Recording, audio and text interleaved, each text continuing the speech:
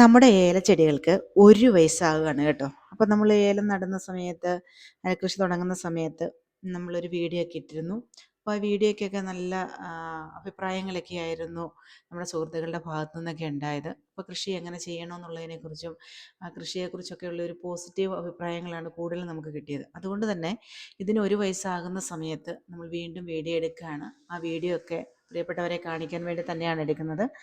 അപ്പോൾ ഒരു വർഷത്തേന് നമുക്ക് നല്ല മുതൽ മുടക്കൊക്കെ ഉണ്ട്. അപ്പോൾ അതിനായി വേണ്ട വളം, അല്ലെങ്കിൽ അതിന് തട്ട മേടിക്കുന്നതിന്, അതുപോലെ തന്നെ കീടനാശിനി, അതുപോലെ അതിന് കുറച്ച് ചിലവുകളൊക്കെ ഉണ്ട് കേട്ടോ, പണിക്കൂലിയുണ്ട്. അപ്പോൾ അങ്ങനെയുള്ള കാര്യങ്ങളൊക്കെ ആയിട്ട് ഒരു വർഷത്തേന് നമുക്ക് മുതൽ മുടക്കൊക്കെ ഉണ്ട്. 2-ാം വർഷമൊക്കെ ആയി കഴിയുമ്പോൾ, അടുത്ത വർഷമൊക്കെ ആയി കഴിയുമ്പോൾ കുറച്ച് പൈസ നമുക്ക് ആദായമായിട്ട് കിട്ടും കേട്ടോ, കുറച്ചങ്ങനെ കിട്ടും.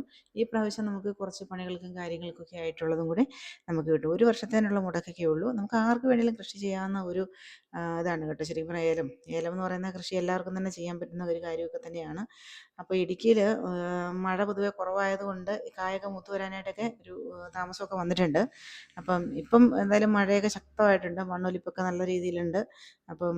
വലിയ 2018 പോലുള്ള വലിയ പ്രളയത്തിലേക്ക് ഇടുക്കി പോകാതിരിക്കട്ടെ എന്നുള്ള പ്രാർത്ഥനയൊക്കെ നമുക്കുണ്ട് കേട്ടോ.